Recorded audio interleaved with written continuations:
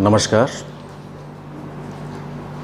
आज BEd second year का चौथा paper educational guidance and counselling, जिस पर हम लोग पिछले वीडियो में चर्चा कर चुके हैं गाइडेंस के विषय में। तो आज हम लोग काउंसलिंग के विषय में बातचीत करेंगे। गाइडेंस और काउंसलिंग दोनों शब्द ऐसा लगता है समानार्थी हैं। कई बार जब आप लेमैन के रूप में देखते हैं तो ऐसा लगता है कि गाइडेंस जो है वही काउंसलिंग है, लेकिन ऐसा नहीं है। दोनों के भीतर एक भेद है। जैसे गाइडेंस व्यापक है, काउंसलिंग उसके भीतर उसकी एक टेक्निक है जो गाइडेंस के अंदर आती है। गाइडेंस फॉर ऑल सभी के लिए हो सकती है, जबकि काउंसलिंग दो लोगों के मध्य में होती है। इसके ओरिजिन की अगर हम बात करें तो कंसिलियम लैटिन भाषा का शब्द है, जिसका अर्थ होता है टू कंसल्ट, परामर्श लेना। तो परामर्श लेने की ज़रूरत क्यों पड़ी? तो अगर हम देखें जिस समाज में हम रह रहे हैं वहाँ का चरित्र क्या है, परिस्थितियाँ क्या हैं, किस तरह की दशाओं में हम रहते हैं, हमारी मनःस्थिति या समायोजन करने की क्षमता प्रभावित होती है। कई बार परिस्थितियाँ हमारे विपरीत होती हैं और हमें समझ में नहीं आता कि हम क्या करें। अमुक परिस्थिति में कौन सा डिसीजन लें, किसके पास जाएं, क्या उचित होगा, कहीं मैं अगर ये कदम उठाता हूँ तो कुछ गलत तो नहीं हो जाएगा। इस तरह के बहुत सारे विचार मस्तिष्क में उमड़ते रहते हैं। तो हम तलाश करते हैं कि whom to consult, किससे कंसल्ट करें।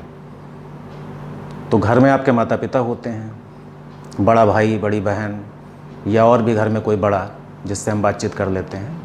विद्यालय जब आते हैं तो विद्यालय में हम शिक्षक के भीतर उस काउंसलर को देखना चाहते हैं, उस परामर्शदाता को देखना चाहते हैं जो हमारी समस्याओं को सुने और एक निराकरण हमें उपलब्ध करा सके। इसीलिए आपने देखा होगा कि आज की डेट में जो हमारा युवा है वो बहुत ज़्यादा तनावग्रस्त है, क्योंकि कंपटीशन बहुत ज़्यादा है, कट थ्रोट कंपटीशन है, अपनी पहचान बनाना मुश्किल हो रहा है। मटेरियलिस्टिक वर्ल्ड के संसाधन दिन पर दिन बढ़ते चले जा रहे हैं, कितना भी हम प्राप्त कर लें कम ही लगता है। उस स्थिति में how to adjust with the changing environment is a challenge, a big challenge.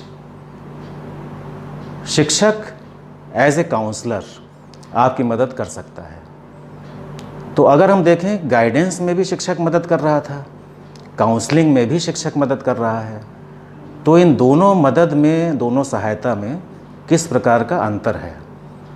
तो जैसे कि मैंने पहले बताया कि गाइडेंस व्यापक है, सामूहिक रूप से दी जा सकती है। पूरे क्लासरूम में 50 से 100 बच्चों की क्लास में गाइडेंस देने में एक अकेला शिक्षक समर्थ है।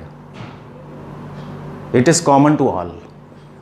लेकिन जब परामर्श की बात आती है, काउंसलिंग की बात आती है, उस समय दो व्यक्तियों की आवश्यकता होती है। एक व्यक्ति जो परामर्श चाहता है और दूसरा व्यक्ति जो परामर्श देता है। तो यहीं पर जो स्कोप है काउंसलिंग और गाइडेंस का, उसमें डिफरेंस प्रतीत होता है। अब काउंसलिंग में क्या करना है? एक प्रकार की सहायता है। सहायता किस प्रकार से दी जाए? तो सहायता देने का अर्थ ये है कि जो व्यक्ति हमारे सामने अपनी समस्या लेकर आया है उसकी समस्या को समझें और कुछ ऑब्जेक्टिव्स तय करें भविष्य के लिए कि उस समस्या का समाधान हम कैसे करेंगे। कुछ उद्देश्य निर्धारित करें। जब हम उद्देश्य निर्धारित करेंगे तो हमें उद्देश्य प्राप्त करना संभव होगा।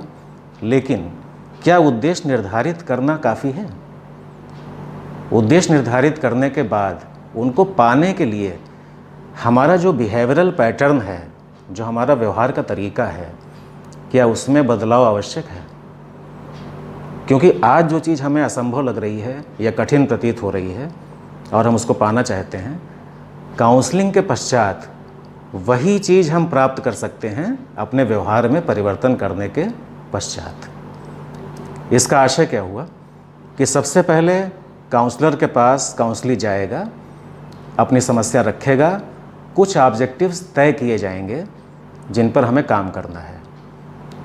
उन काम को करने में हम अपने व्यवहार में, अपने बिहेवियरल पैटर्न में परिवर्तन लाएंगे। धीरे धीरे ही सही, लेकिन वो परिवर्तन लाना बहुत आवश्यक है। वो परिवर्तन लाना इसलिए आवश्यक है ताकि हम निर्धारित किए हुए ऑब्जेक्टिव्स को प्राप्त कर सकें। सबसे बड़ी सफलता अच्छी काउंसलिंग की यही होती है कि हम जिस पर्पस से आपके पास आए हैं वो हमारी समस्या का समाधान हो जाए। लेकिन काउंसलर एक काम और करता है, वो आपको सेल्फ नॉलेज देता है। Self knowledge in the sense कि आप स्वयं के बारे में जानें, आपकी स्ट्रेंथ क्या है, जिसको स्वॉट एनालिसिस बोलते हैं। आपकी स्ट्रेंथ क्या है, वीकनेस क्या है, अपॉर्चुनिटीज़ क्या हैं और थ्रेट्स क्या हैं। जो गोल आपने तय किया है उस गोल को प्राप्त करने की स्ट्रेंथ क्या आप रखते हैं? यदि नहीं तो स्ट्रेंथ डेवलप करिए। अपॉर्चुनिटीज़ क्या हैं, वीकनेसेस क्या हैं, तो जो हमारी कमजोरियां हैं उन कमजोरियों को दूर करें। जो अवसर प्राप्त हैं उन अवसरों का फ़ायदा उठाएं, और जो थ्रेट्स हैं, जो खतरे हैं, जो बाधाएं हैं, उस लक्ष्य की प्राप्ति में उन बाधाओं को दूर करें। तो स्वॉट एनालिसिस हमें करनी पड़ती है। तो this is known as self knowledge. Self knowledge के बाद दूसरी बात आती है self acceptance. Self acceptance in the sense कि मैं स्वयं को पहले स्वीकार करूं। स्वीकार करने का आशय यह है कि मेरी जो अच्छाइयां हैं, जो बुराइयां हैं, जो कमियां हैं, सबसे पहले उनको एक्सेप्ट करो कि हाँ ये मेरी कमी है, मुझे इसको दूर करना है। ये मेरी अच्छाई है, इस अच्छाई को मुझे मेंटेन रखना है। दोनों बातें जब हम साथ साथ करेंगे, अपने को पूरी तरह से एक्सेप्ट करके, तो व्यवहार में परिवर्तन संभव होगा। क्योंकि कभी भी जिद में या अहंकार में हम अपने व्यवहार में परिवर्तन नहीं कर सकते हैं। जब हमें मेरी कमियों के लिए कोई टोकता है तो हमें बुरा लगता है, क्योंकि अपने प्रति एक सहानुभूति का रवैया हर व्यक्ति का होता है और वो ये मान के चलता है कि मैं तो ठीक हूँ, अगला ही गलत है। लेकिन काउंसलिंग के प्रक्रिया में आपको पूरा भरोसा काउंसलर पर करना होगा। काउंसलर की ड्यूटी क्या है? चूँकि वो आपका व्यवहार परिवर्तन करवाकर लक्ष्य की प्राप्ति में सहायता देना चाहता है, तो उसका पहला कर्तव्य है कि वो आपको सम्मान दे, रिस्पेक्ट फॉर द अदर। क्योंकि अक्सर होता है जब हम अपनी कोई कमी या अपनी कोई समस्या लेकर किसी के पास जाते हैं तो वो हमारा मजाक उड़ाता है, हमें नीचा दिखाने की कोशिश करता है। कभी ये नहीं सोचता है कि इसकी ये कमी है, इस कमी को हमें दूर करना है, तो इसका उत्साहवर्धन करके, इसकी कमी को हटाकर, इसको शक्ति प्रदान करके उस ऑब्जेक्टिव को प्राप्त करने में सहायता दी जाए। अगर आप 100 लोगों के पास जाएंगे तो हार्डली 5% लोग आपको ऐसे मिलेंगे जो आपकी समस्या को समझेंगे, उनका निदान देंगे। 95% लोग जो हैं वो आपकी समस्या पर हंसेंगे, आपके सीक्रेट्स को दूसरे को बताएंगे। तो एज ए टीचर जब आप काउंसलर होते हैं तो काउंसलर में सबसे बड़ी बात होती है म्यूचुअल ट्रस्ट, आपसी विश्वास, कि अगर काउंसलर ने हमें कोई बात बताई है अपनी, तो उसकी बात को मुझे अपने तक ही रखना है और उसका समस्या समाधान करके हमें उस बात को भूल जाना है, फिर उसकी चर्चा किसी से नहीं करनी है। हाँ, अगर उस काउंसलिंग के दौरान कुछ सकारात्मक बातें आती हैं तो उन सकारात्मक बातों को हम शेयर कर सकते हैं किसी से। हो सकता है वो सकारात्मक बातें लोगों के काम आ जाएं, किसी और के काम आ जाएं। नकारात्मक पहलू किसी व्यक्ति का हमें नहीं बताना है। नेक्स्ट है एक इंटरेक्शन होगा, एक अंतः क्रिया होगी हमारे और काउंसली के बीच में। तो काउंसलर और काउंसली दोनों हैं, उनके बीच में अंतः क्रिया है कि वो अपनी पूरी बात कह रहा है, काउंसलर पूरी बात सुन रहा है, काउंसलर के पास अनुभव है, उस अनुभव को ध्यान में रखते हुए वो काउंसलिंग की सहायता कर रहा है। इसके बाद एक सबसे महत्वपूर्ण बात कि काउंसलिंग को सबसे आवश्यक है कि वो सेल्फ काउंसलिंग कर सके। कुछ सेशन लेने के बाद वो सेल्फ काउंसलिंग भी कर सके, क्योंकि अपने को जानना, सेल्फ नॉलेज, अपनी बुराइयों को, अपनी अच्छाइयों को एक्सेप्ट करना, सेल्फ एक्सेप्टेंस, और सेल्फ काउंसलिंग, सेल्फ गाइडेंस, जो हमने गाइडेंस में बात की थी पहले, स्वनिर्देशन।